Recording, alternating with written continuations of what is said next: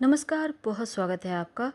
सिंह राशि बहुत विशेष और महत्वपूर्ण ये कार्यक्रम है, आप अंत तक बने रहिएगा। देखिए, छाया ग्रह राहु केतु का राशि परिवर्तन होने जा रहा है 18 मई 2025 को।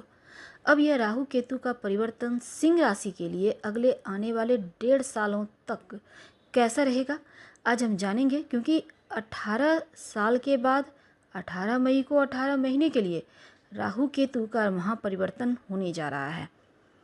तो राहु आपके 7वें घर में और केतु पहले घर में विराजमान होंगे। तो 18 महीने तक आपकी लाइफ को पूरी तरह से कंट्रोल में रखेंगे। लेकिन क्या होगा जब राहु विवाह स्थान में बैठ जाएंगे और केतु आपके शरीर पर पहले घर में आत्मा पर बैठ जाएंगे। तो वीडियो के अंत तक बने रहिए। और ये प्रेडिक्शन चंद्र राशि पर आधारित है। अगर आप अपनी जन्म कुंडली विश्लेषण कराना चाहते हैं तो आप दिए गए स्क्रीन पर व्हाट्सएप नंबर पर मैसेज कर सकते हैं। और अगर आप सिर्फ गोचर से जानना चाहते हैं तो करीब 70% आपसे मैच जरूर करेगा। देखिए, राहु केतु क्या है। राहु केतु छाया ग्रह हैं, भ्रम है। हालांकि ज्योतिष में अशुभ भी माने जाते हैं दोनों ग्रह, क्योंकि राहु जो है कूटनीतिकता के कारक हैं, रणनीतिकार हैं, राजनीतिक गुण देते हैं, गैर परंपरावादी कार्य करवाते हैं। और ऐसा कह सकते हैं कि शॉर्टकट का रास्ता अपनाने पर विवश कर देते हैं या छल से आपको उस ओर ले जाते हैं। जो संचार है उसके कारक राहु ही हैं। आधुनिक दुनिया में जो भी चीज़ आप इस्तेमाल करते हैं सभी चीज़ें संचार से जुड़ी है, एआई से जुड़ी है। और इसका गलत इस्तेमाल जहाँ हो वो राहु करवाता है। गैर चीज़ों में जाना, भ्रष्टाचार, गलत चीज़ों में आना, ये राहु का काम है। लेकिन जब विवाह स्थान पर राहु बैठेंगे तब क्या होगा। देखिए, राहु बहुत ऊंचाइयां भी देंगे और करोड़पति नहीं, अरबपति, खरबपति बनाएंगे। तो बिना मेहनत के, बिना शारीरिक श्रम के जो पैसा देता है वो राहु है। स्ट्रगल के बिना रातों रात किस्मत को बनाने वाला राहु है। सिंह वालों, राहु केतु का राशि परिवर्तन आपके जो कि पहले घर में केतु हैं और 7वें में राहु। अब देखिए, 7वें घर में राहु का आना वैवाहिक जीवन का भाव है, पार्टनरशिप का भाव है, इनकम का भी, डेली इनकम का भी भाव है। आपके पास डेली कहाँ से पैसा आ रहा है ये भी 7वें घर ही बताते हैं। और 7वां घर का ठीक सामने पहला घर है जहाँ केतु बैठेंगे, दोनों एक दूसरे को देखेंगे। तो 18 महीने के लिए जो वक्त है, राहु जब आपके विवाह स्थान में आकर बैठेगा तब आपके जो जीवन साथी हैं, आपका पार्टनरशिप में कोई काम है या करियर में परिवर्तन दिखेगा, नेचर में परिवर्तन दिखेगा। राहु यहाँ पर मन में कन्फ्यूजन पैदा करेगा, मन में संदेह लाएगा, शंका उत्पन्न करेगा। और ये चीज़ें बेफिजूल की होगी, कभी कभी तो सही होगी लेकिन ज़्यादातर मामलों में भ्रम ही होगा। अब अगर आपकी जन्म कुंडली में भी राहु 7वें घर में है ना, तो ऐसे में वैवाहिक जीवन में ज़्यादा परेशानी आने के चांस है। अब कुंडली में 7वें घर में अगर राहु है तो फिर दिक्कत है। लेकिन अब हम समझते हैं गोचर की बात। तो यहाँ पर राहु का आना वैवाहिक जीवन में थोड़ा सा विवाद पैदा करेगा। किसी तरह के भी विवाद से बचें, छोटी छोटी बातों पर मतभेद ना हो, इसका ध्यान रखें। पार्टनरशिप में काम करते हैं तो आप कोई शुरुआत करना चाहते हैं, राहु का परिवर्तन आपके सामने चतुराई देगा, चालाकी देगा, रणनीति बनाकर काम करेंगे, राजनीतिज्ञता का गुण देगा। और राहु आपके समक्ष जब रहेगा तो क्या होगा ना, कई बार देखिएगा कुछ लोग आपको बहुत ज़्यादा जैसे इमोशनली ब्लैकमेल करते हैं या फिर आपको फुला देते हैं। तो ये चीज़ें जो होंगी ये राहु के कारण होगा। लेकिन आपको भ्रम भय में नहीं रहना, भ्रम में तो बिल्कुल भी नहीं पड़ना। आप कोई आपको कह रहा है बहुत अच्छे हैं, अरे भाई 2 दिन पहले तक हम खराब थे तो आज अच्छे कैसे हो गए, ये आपको समझना होगा। राहु आपको सही रास्ता तो दिखाएगा लेकिन आपको खुद पे भरोसा करना होगा।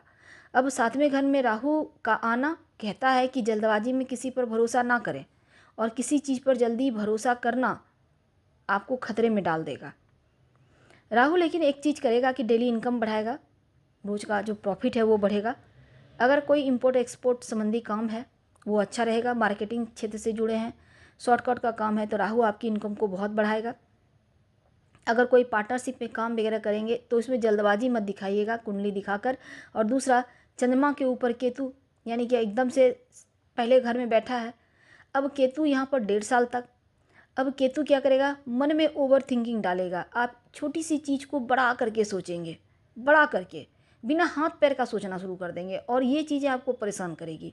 बेवजह की चीज़ें हैं, ध्यान दीजिएगा तो आपका ही मन डिस्टर्ब होगा, आपका काम डिस्टर्ब होगा। और राहु 11वें घर, क्योंकि यहाँ पर देखिए ऑनलाइन काम करते हैं, सोशल मीडिया से जुड़े हैं, तो आपके लिए ये काम ऑनलाइन जो भी प्लेटफॉर्म है, आपके लिए तरक्की के रास्ते खुलेंगे। अगले 1.5 साल में कुछ ना कुछ आपको चांस जरूर मिलेंगे। अपने तरफ से प्रयास कीजिए।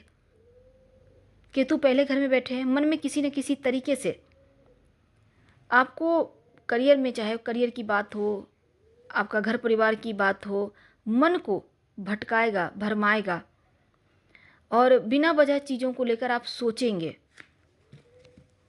तो मन में किसी भी तरह का नकारात्मक ख्याल ना आने दे, ज़्यादा सोचिए मत। और आपके ऊपर शनि की ढैया भी चल रही है, 29 मार्च से शुरू हो चुकी है। अब आपके पहले घर में केतु भी है। सबसे पहले 4 चीज़ों का ध्यान रखें, ओवर थिंकिंग से बचिएगा, और इनकम तो बढ़ेगा अगले 1.5 साल तक। नौकरी करते हैं, प्रमोशन होगा, व्यापारी भाइयों को तरक्की होगी। और अगर आप कुछ नया शुरू करना चाहते हैं, डिजिटल मार्केट से जुड़ा हुआ, या कह सकते हैं संचार के माध्यम से, तो आपके लिए बढ़िया है। अगर आप विदेशी ज़मीन पर जाना चाहते हैं या उस क्षेत्र से जुड़े हैं, इंपोर्ट एक्सपोर्ट्स वगैरह से कार्य है, या विदेशी गतिविधि में से जुड़े हुए हैं, तो आपके लिए बहुत अच्छा रहेगा। आप यहाँ पर भी आप ग्रो करते दिखेंगे। वैवाहिक जीवन का या पार्टनरशिप में काम का बहुत ध्यान रखना है। राहु की दृष्टि आपके 3रे घर पर है, तो ऑनलाइन चीज़ें बढ़िया चलेगी। आसपास का वातावरण या आसपास के लोगों के साथ रिश्तों को बेहतर बनाइए तो ज़्यादा अच्छा होगा। और आपका व्यवहार आपको पॉजिटिव रखना होगा। किसी भी तरह का विवाद वगैरह में मत पड़िएगा। और सिंह राशि वालों, रोज़ आप एक काम करें, रोज़ भगवान सूर्य को प्रणाम करें और 27 बार गायत्री मंत्र पढ़ें, ताकि सही समय पर सही डिसीजन ले पाएँ। बुधवार के दिन एक पानी वाला नारियल अपने सर से उल्टा वार कर बहते हुए पानी में बहा दीजिएगा। पीछे मुड़कर मत देखिएगा, बहुत उत्तम रहेगा आपके लिए। और हमने उपाय जो कहा उसको करते रहिए, आपको इसी से विशेष लाभ होगा। भगवान सूर्य को प्रणाम जरूर कीजिएगा। अब देखिए, राहु का अगर आप चाहते हैं शुभ फल पाना, तो आप 2 बात फॉलो करना अभी से शुरू करें, बल्कि जब से आप वीडियो देख रहे हैं उस समय से। अपने छत पर कूड़ा कबाड़ इकट्ठा ना होने दें, एकदम साफ सुथरा रखें। अपने घर को सुगंधित रखें, दुर्गंध नहीं आए। होता है कई बार कुछ चीज़ें पड़ी हुई है, गंध कर रही है, उसको हटाइए, फ्रेश कीजिए, खुशबूदार बनाए रखें। अपने टॉयलेट को फ्रेश रखें। टॉयलेट में एक छोटी सी कांच की कटोरी में नमक रखना शुरू करें, और हर महीने उस पुराने नमक को टॉयलेट में फ्लश करें, और फ्रेश नमक उसी कटोरी को साफ करके फिर रख दें बाथरूम में। तो ऐसा करने से घर का एनर्जी पॉजिटिव हो जाएगा। हम आपसे विदा लेंगे। जानकारी अच्छी लगे तो लाइक कर, सब्सक्राइब करें, शेयर करें, कमेंट